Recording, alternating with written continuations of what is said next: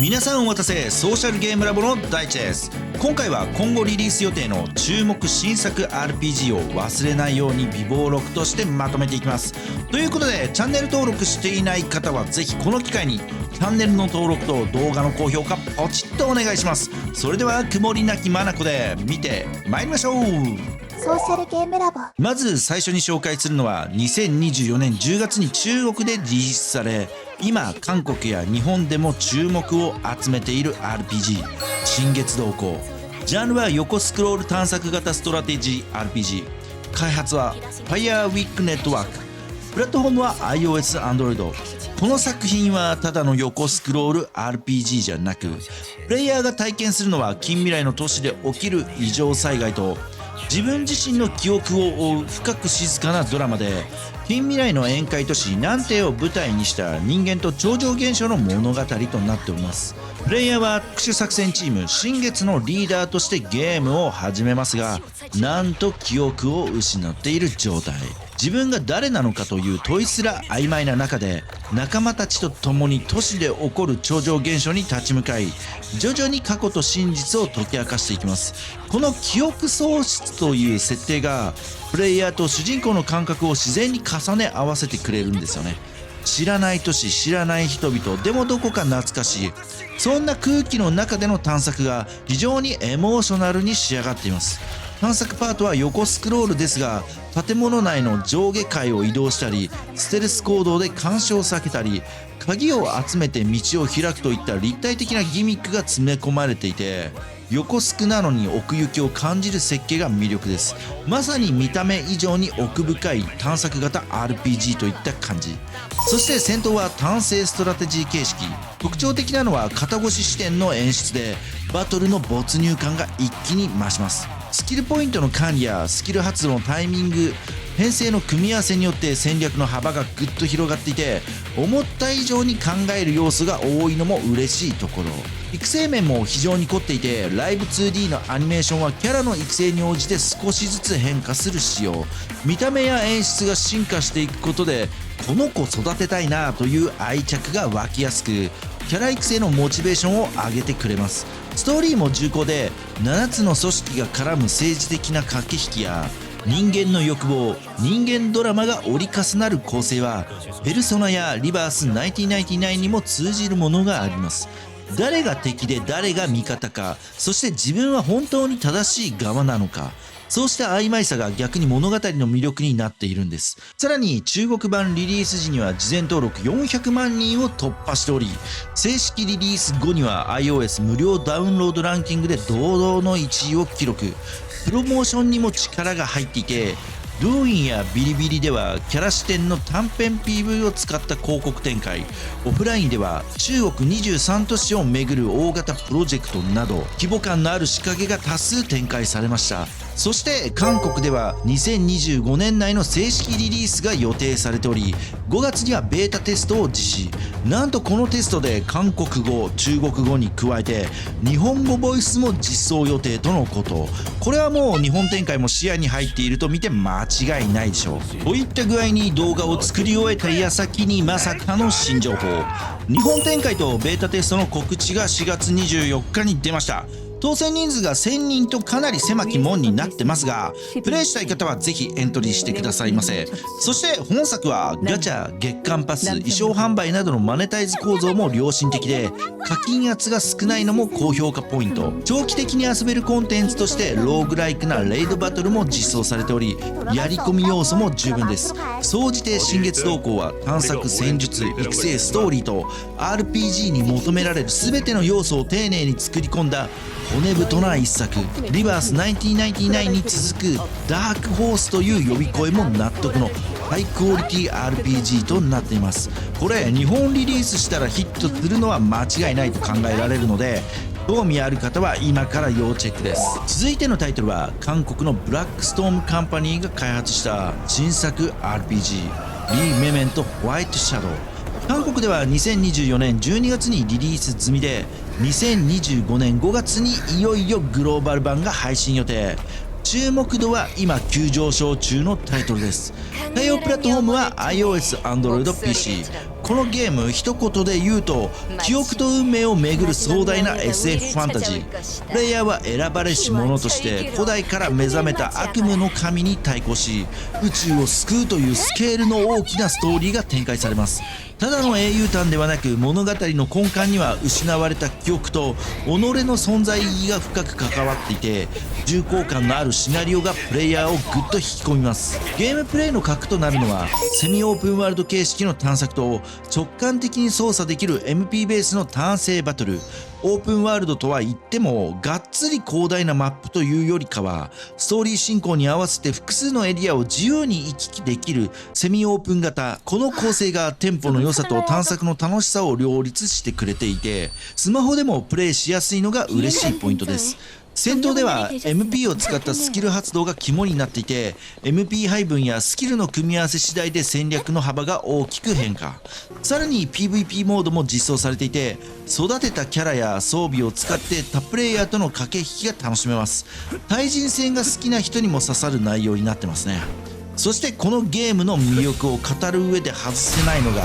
アンリアルエンジン5による美麗なグラフィック表現。アニメ調のビジュアルとリアル寄りの質感が絶妙に融合していてキャラクターの表情や風景の空気感がとにかく素晴らしい。天候がリアルタイムで変化する演出もありまるでアニメ映画の中に入り込んだような感覚を味わえます。物語もイベントもフルボイス対応でなんと100本以上のカットシーンが用意されているとのこと。この手の作品でここまで演出に力を入れてくれるのは本当に嬉しいですよね。グローバル版では日本語ボイスも追加予定とのことなので日本のプレイヤーにとっても嬉しい限りです。ただいくつか気になる声もありリリース当初のレビューでは探索エリアがやや広すぎて苦境に感じるとか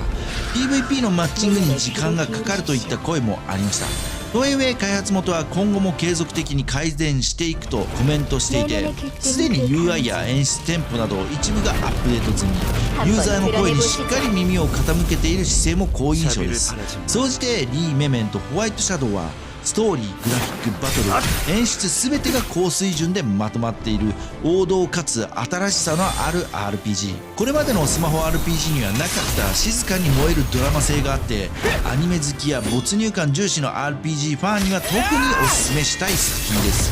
5月にはグローバル版も配信予定なのでリリースされたらぜひプレイしてみてください。続いて紹介するのは韓国のスタジオビサイドが開発中の新作モバイル RPG スターセイバー。リリース日は見て対応プラットフォームは iOS、Android、PC。スタジオビサイドといえばアニメ調の美麗なグラフィックと重厚なストーリーで人気を博したカウンターサイドの開発元として知られています。そんな彼らが手掛ける新作とあって発表当初から注目を集めておりました。本作はかつてプロジェクトスターのコードネームで開発が進められていた作品で2023年1月に初の PV が公開。同年7月にはプレイ映像も披露されました。そして2024年12月正式タイトルがスターセイバーに決定し P ビジュアルや公式サイトが公開されました。物語の舞台はファンタジー、魔法、SF が融合した独自の世界。プレイヤーは救援者となり星々の光を取り戻すための旅に出ます。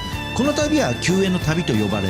プレイヤーは様々なキャラクターたちと出会い絆を深めながら物語を進めていきます。ゲームの特徴の一つがアニメ調の 3D グラフィックで描かれる美麗なビジュアル。キャラクターたちは季節ごとのテーマに合わせた衣装や背景とともに描かれ春の旅の始まり、夏の輝きと努力、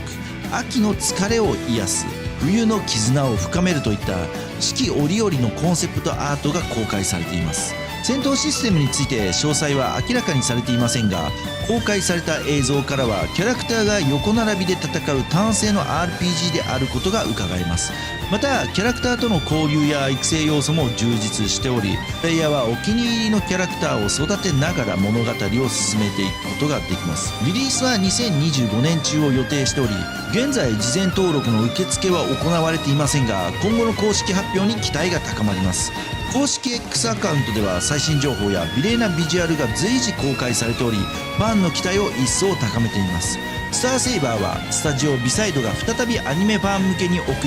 壮大な物語と美麗なビジュアルが融合した新たな RPG 星々の光を取り戻すための旅が間もなく始まろうとしています。ソーシャルゲームラボ。続いて紹介するのはあのエピックセブンで知られる開発会社スーパークリエイティブが手掛ける新作 RPG カオスゼロナイトメア。開発元がスーパークリエイティブと聞けばそれだけで期待してしまう人も多いと思います。リリース日は未定で対応プラットフォームは iOS、Android、PC。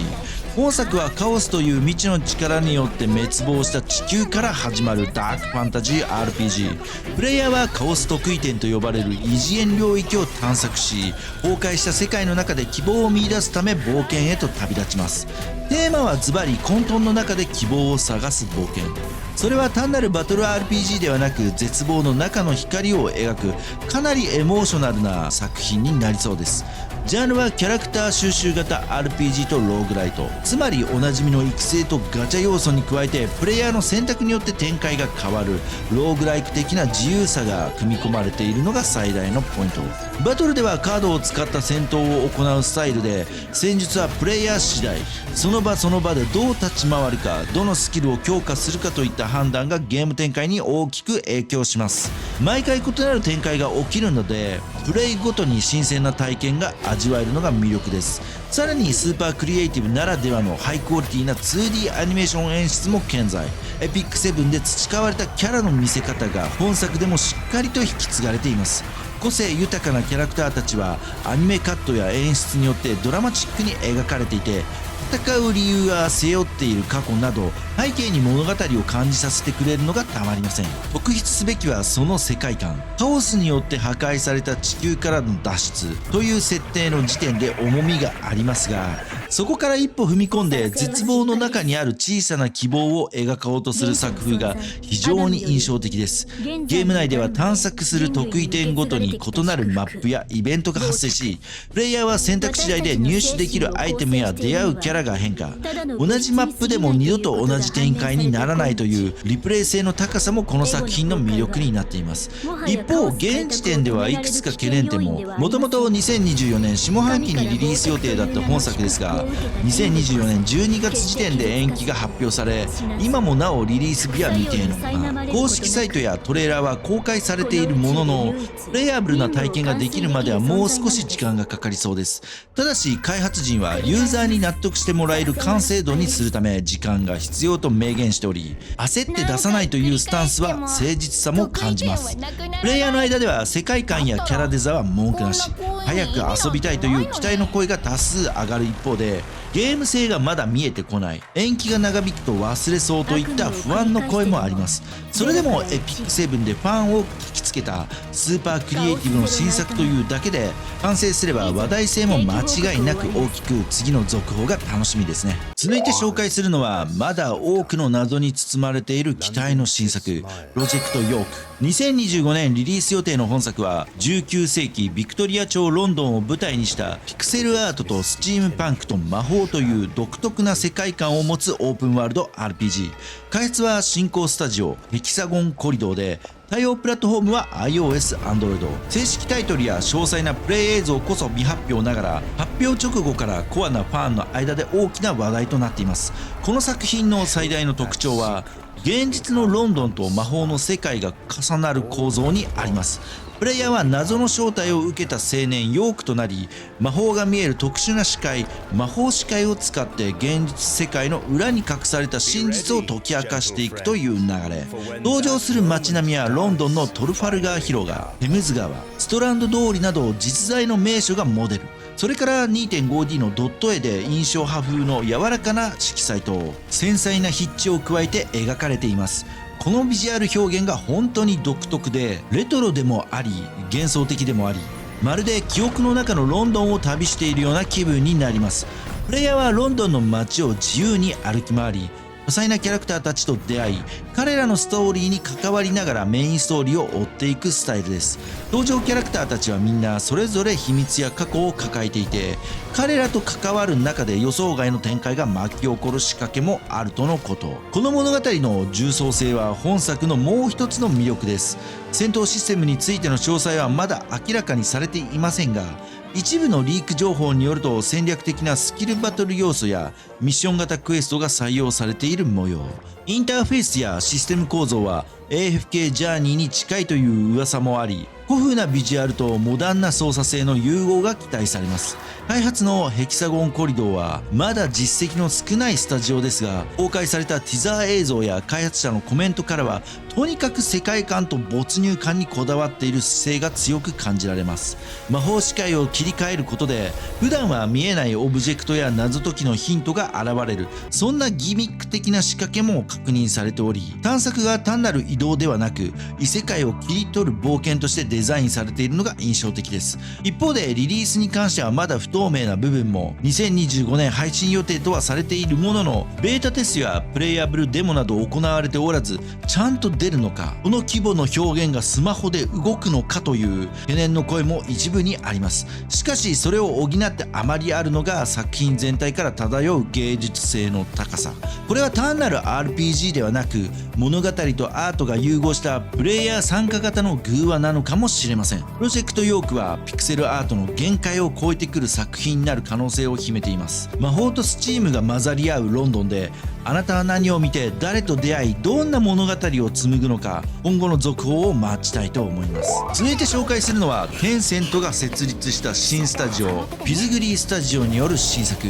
チェイシングカレイドライダー。このタイトル一言で言えば、近未来と美少女とバイクと恋愛の全部のせ RPG。 日本で発表されたのは2025年4月9日。まだリリース日は未定ですが、事前登録はすでにスタートしていて注目度は右肩上がり。特に女性キャラ好き、恋愛系のストーリーが好きな方には刺さりそうな作品です。対応プラットフォームは iOS、Android。 物語の舞台は近未来都市のテルミナス。この街では現実世界と意識の海と呼ばれる無意識の空間が交差する交差現象が発生していて、それが原因で都市全体が混乱。そんな中、プレイヤーはナビゲーターという立場で特殊な力を持つ少女たち、通称カレイドライダーと出会い、協力しながら事件の核心に迫っていくという内容です。この交差現象という設定がすごく面白くて、現実の都市の中にいきなり無意識の空間が侵食してくるような演出が入り込むことで、プレイヤー自身もこれは現実なのかそれともという混乱と没入感を体験できるようになっています。パレードライダーたちはみんな個性的な能力とバイクに乗っていて、バトル時には 3D アクションの要素も導入されているとのこと。ティザー映像ではバイクに乗って敵に突撃するダイナミックな演出や二つ技のカットインなども確認されていて、見た目にもかなり力が入っている印象です。そしてこのゲーム、恋愛要素もがっつり。キャラとの親密度を上げていくと個別ストーリーが解放されていくタイプで、シナリオパートもフルボイス対応。会話イベントでは選択肢によって展開が分岐するらしく、ただ眺めるだけのストーリーではなく、ちゃんと自分で関係を築いていく体験ができます。ちなみに主題歌は人気ボーカリスト黒猫さんが歌う「オエカレイド」。アニメ的な演出とも相まって PV 全体の世界観作りにもかなり気合が入っているのが伝わってきます。設定とビジュアルの強さだけで一気にファンの期待を掴んでいるのは事実。美少女とバイクというややニッチで尖ったコンセプトに現実と無意識の境界という SF 要素を組み合わせることで他の美少女 RPG との差別化に成功しています。また開発を手掛けるピジグリースタジオはテンセント参加ということもあり、資金力も表現力も申し分なし。